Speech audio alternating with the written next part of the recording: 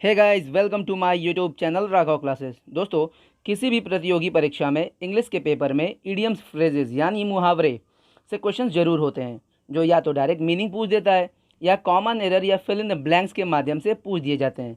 कभी कभी ये पैसेज में भी दिख जाते हैं। ये इडियम्स, फ्रेजेस देखने में कुछ और अर्थ देते हैं, पर वास्तव में इनका अर्थ कुछ और होता है, जिन्हें हम सिर्फ प्रैक्टिस करके ही याद कर सकते हैं। तो आइए दोस्तों, आज का प्रैक्टिस शुरू करते हैं। हमारा पहला प्रश्न है ऑन क्लाउड 9। दोस्तों, इसके 4 ऑप्शंस हैं: very tall, very happy, very sad and very talented.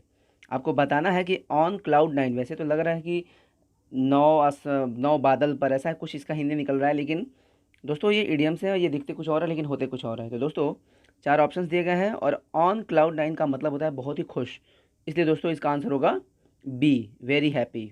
अगला प्रश्न है दोस्तों,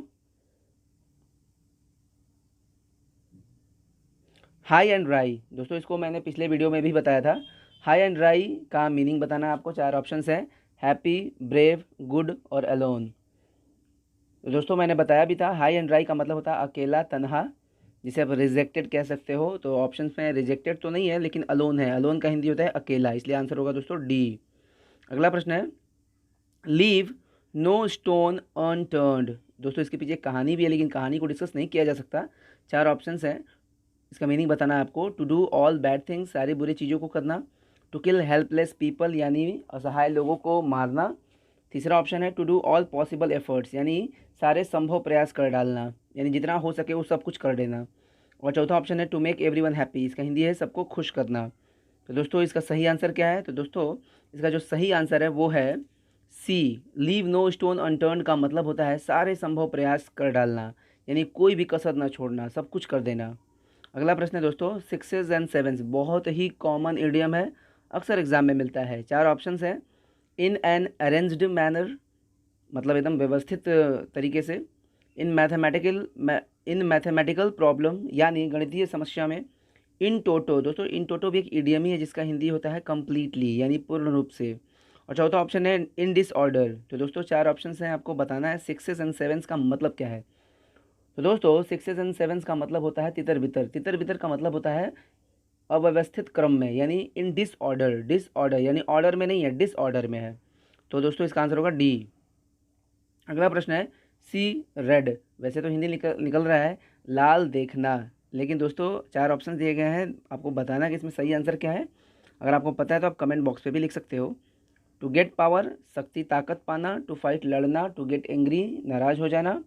और टू गेट बेनिफिट, यानी लाभ पाना। तो दोस्तों इसका सही आंसर क्या है? तो दोस्तों इसका सही आंसर है सी, टू गेट एंग्री, यानी नाराज होना, बहुत ही ज़्यादा नाराज हो जाना को कहते हैं सी, रेड। अगला प्रश्न है दोस्तों, मेड इन स्पीच बहुत ही कॉमन इडियम है, हर एग्ज़ाम में आता है, बार बार रिपीट होता है ये प्रश्न। तो दोस्तों 4 ऑप्शन है मेड इन स्पीच के लिए: यूनिक स्पीच, यानी अनोखा भाषण। मिडिल स्पीच, मध्य भाषण। लास्ट स्पीच, अंतिम भाषण। और फर्स्ट स्पीच, यानी प्रथम भाषण। तो दोस्तों इसका सही आंसर सबको पता होगा, डी होगा, फर्स्ट स्पीच। अगला प्रश्न है दोस्तों, वेल टू डू बहुत ही प्यारा इडियम है। अगर आप ये सारे वर्ड्स इंग्लिश में बोलते हो तो बहुत ही अच्छा इंप्रेशन जमेगा, और अक्सर ये पैसेजेस में ये वर्ड्स मिलते भी हैं। वेल टू डू 4 ऑप्शन हैं: पुअर, रिच, ब्रेव एंड थीन। दोस्तों वेल टू डू का मतलब होता है धनी, इसलिए आंसर होगा हमारा बी। अगला प्रश्न है क्विर फिश। क्विर फिश का मतलब आपको बताना है, 4 ऑप्शन हैं: ब्रेव पर्सन, यानी बहादुर इंसान। स्ट्रेंज पर्सन, यानी विचित्र इंसान। क्वाइट पर्सन, यानी शांत इंसान। और टेरिबल पर्सन, मतलब भयानक इंसान। तो दोस्तों क्विर फिश का मतलब होता है एक विचित्र आदमी, अनजान व्यक्ति या विचित्र व्यक्ति, इसलिए आंसर होगा दोस्तों इसका बी। अगला प्रश्न है दोस्तों, पेपर टाइगर। दोस्तों पेपर टाइगर वैसे तो लग रहा है कि कागज़ का टाइगर, तो कई बार होता है दोस्तों कि जो दिखता है वैसा ही लगभग इडियम होता भी है। 4 ऑप्शन से आइए देखते हैं। पहले, वेरी करेजियस पर्सन, बहुत ही साहसी आदमी। वेरी एक्टिव इन डांसिंग, मतलब बहुत ही डांसिंग में बहुत ही एक्टिव कोई व्यक्ति। ए बोल्ड पर्सन, यानी एक बहुत ही जोशीला व्यक्ति। और looking strong but really weak. चौथा ऑप्शन है कि स्ट्रांग दिखना लेकिन असली में कमज़ोर होना। तो दोस्तों पेपर टाइगर यानी एक कागज़ का टाइगर, शेर। तो कागज़ का शेर में दम ताकत तो होगा नहीं, वो बस दिखेगा ताकतवर है, लेकिन वो ताकतवर होगा नहीं, वो कुछ कर नहीं पाएगा। दोस्तों पेपर टाइगर का मतलब होता है लुकिंग स्ट्रांग, यानी देखने में स्ट्रांग बट रियली वीक, लेकिन असल में कमज़ोर, इसलिए आंसर होगा डी। अगर आप किसी को कहते हो दोस्तों कि अगर आप किसी अपने दोस्त को कहते हो कि you are a paper tiger, इसका मतलब आप ये कहना चाहते हो कि वो देखने में बहुत ही मजबूत है लेकिन कमज़ोर है असली में। अगला प्रश्न है दोस्तों, turn the deaf year. Deaf का हिंदी होता है बहरा, ईयर का हिंदी होता है कान। तो टर्न द डीफ ईयर का मतलब आपको बताना है। 4 ऑप्शन हैं, play, ignore, seduces and trend. Play का मतलब खेलना होता है, इग्नोर का हिंदी अनसुना कर देना या अनदेखा कर देना, और सेड्यूस का मतलब होता है आकर्षित करना, और ट्रेंड का हिंदी होता है प्रचलन। तो दोस्तों टर्न और डीफ ईयर यानी कान को बहरा कर लेना, अर्थात इग्नोर कर देना, न सुनना अनसुना कर देना। तो दोस्तों इसका आंसर होगा बी। अगला प्रश्न है गिव अवे। बहुत ही फेमस ये इडियम्स एंड फ्रेजेस की लिस्ट में आता है। तो गिव अवे का मतलब होता है दोस्तों, 4 ऑप्शन हैं, collect, distribute, book and seeded. Seeded का हिंदी होता है शांत करना, बुक का हिंदी होता है दर्ज करना, बुक का हिंदी किताब भी होता है, डिस्ट्रीब्यूट का मतलब होता है बांटना, और कलेक्ट का मतलब होता है इकट्ठा करना। तो दोस्तों गिव अवे का मतलब होता है बांटना, इसलिए आंसर होगा बी। जैसे Akhilesh Yadav gave away many laptops, यानी अखिलेश यादव ने बहुत सारे लैपटॉप्स बांटे। अगला प्रश्न है दोस्तों, बेटर हाफ। बहुत ही इंपॉर्टेंट वर्ड, इसमें कई लोगों को कन्फ्यूज़न भी रहता है, थोड़ा सा मैं उस कन्फ्यूज़न को दूर करूँगा। पहले 4 ऑप्शन हैं, देख लेते हैं। सन पुत्र, वाइफ पत्नी, डॉटर पुत्री, और फादर मतलब पिता। तो दोस्तों बेटर हाफ का मतलब होता है पति या पत्नी। अगर पत्नी अपने पति को कह रही है तो वो बेटर हाफ कह सकती है, और पति भी पत्नी को बेटर हाफ कह सकता है। तो बेटर हाफ का हिंदी होता है अर्धांगिनी। इसमें पुरुष और महिला दोनों आ सकते हैं इस इंग्लिश वर्ड में बेटर हाफ। तो अगर हस्बैंड होता तो हस्बैंड आंसर होता, लेकिन इसमें वाइफ है इसलिए इसका आंसर होगा वाइफ। अगला प्रश्न है दोस्तों, एडम्स एल। बहुत ही प्यारा इडियम है, थोड़ा कंफ्यूज करता है ये। 4 ऑप्शंस हैं, food, wine, water, drink. Food का मतलब भोजन, वाइन का हिंदी शराब, वाटर का हिंदी पानी, और ड्रिंक का हिंदी पीना। तो एडम सेल का मतलब होता है दोस्तों जल, पानी, इसलिए आंसर होगा सी। बहुत इंपॉर्टेंट है, याद रखिएगा। अगला प्रश्न है फॉर गुड। पिछले वीडियो में भी मैंने बताया था ये फॉर गुड। वैसे तो हिंदी निकल रहा है अच्छे के लिए, लेकिन फॉर गुड का मतलब क्या है? तो 4 ऑप्शन है, ये देखते हैं पहले। नेवर कभी नहीं, एवर कभी, फॉर एवर हमेशा के लिए, समटाइम्स मतलब कभी कभार। तो दोस्तों इसका बताना आपको। फॉर गुड का मतलब होता है हमेशा के लिए, परमानेंटली, इसलिए आंसर होगा सी, फॉर एवर। अगला प्रश्न है दोस्तों, 40 विंग्स। 4 ऑप्शन है, very brave, to be very fragile, sleep for a short time, और चौथा ऑप्शन है to score good marks. Hindi बता दूँ, वेरी ब्रेव का हिंदी होता है बहादुर, बहुत बहादुर। To be very fragile, fragile का हिंदी भंगुर, जो आसानी से टूट जाए, तो बहुत ही ज़्यादा कमज़ोर होना। Sleep for a short time मतलब थोड़े समय के लिए एक छोटी सी नींद, और टू स्कोर गुड मार्क्स यानी अच्छे मार्क्स स्कोर कर लेना।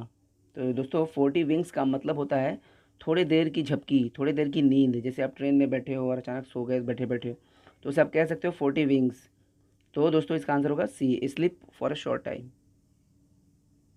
अगला प्रश्न है फ्रॉम स्क्रैच। बहुत ही अच्छे इडियम्स की लिस्ट लाया हूँ मैं दोस्तों, इसे चाहें तो आप नोट्स बना के लिख सकते हो। तो 4 ऑप्शन है, टू डिराइव बेनिफिट यानी लाभ प्राप्त करना। दूसरा ऑप्शन है फ्रॉम बिगिनिंग यानी शुरुआत से। तीसरा ऑप्शन है हमारा फॉर्म और गैदरिंग। गैदरिंग का हिंदी होता है भीड़, और फॉर्म का मतलब होता है बनाना, तो एक भीड़ बनाना।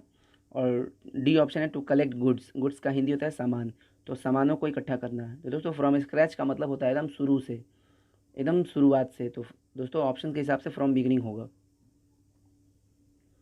अगला प्रश्न है दोस्तों, गर्ड ऑफ द लॉयन। बहुत ही प्यारा है idiom, gird of the lion. 4 option है, to be ready, to be happy, to be sad and to be smart. दोस्तों आपको बताना है, तो अगर आपको पता है तो कमेंट बॉक्स में लिखिएगा, और कोई भी डाउट हो तो आप कमेंट बॉक्स में पूछिएगा।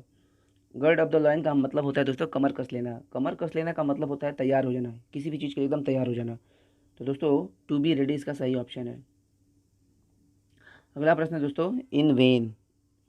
4 ऑप्शन है, profitable, useless, bravery and tiring.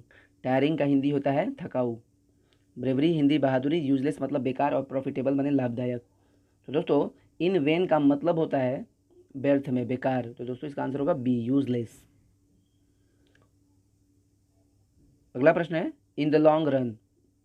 बहुत ही प्यारा इडियम है, अक्सर आपको पैसेजेस में मिलेगा ये। 4 ऑप्शन है, इन द मिडिल मध्य में, टू वर्क हार्ड मेहनत करना, इन द एंड अंत में, और चौथा ऑप्शन है इन द बिगिनिंग शुरुआत में।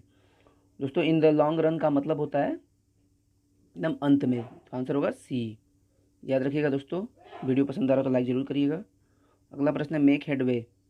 मेक हेडवे 4 ऑप्शन है, to be healthy, to progress, to be fit and to exceed. Exceed का हिंदी होता है स्वीकार करना। टू बी फिट का मतलब होता है फिट रहना। टू प्रोग्रेस आगे बढ़ना, तरक्की करना। एंड टू बी हेल्दी माने स्वस्थ रहना। हेडवे का मतलब होता है प्रोग्रेस। मेक माने बनाना। तो दोस्तों मेक हेडवे का मतलब हो गया प्रोग्रेस करना, आगे बढ़ना। सारे प्रश्न आए हुए हैं एग्जाम्स में, इंपॉर्टेंट है, याद रखिएगा। अगला प्रश्न है टू एंड फ्रो। 4 ऑप्शंस हैं, in the end, here and there, some time and from beginning. To and fro का मीनिंग बताना दोस्तों, और आपको इसका जवाब कमेंट बॉक्स में देना है। कमेंट बॉक्स में इसका आंसर जरूर दीजिएगा। अगर आपको पता हो, ना पता हो तो आप इसको ढूंढ कर, कहीं से भी ढूंढ करके आप कमेंट बॉक्स में आंसर दीजिएगा। और वीडियो पसंद आए तो इसे लाइक ज़रूर करिएगा दोस्तों। और चैनल को अगर अभी तक आपने सब्सक्राइब नहीं किया है तो इसे ज़रूर करिएगा। Thank you.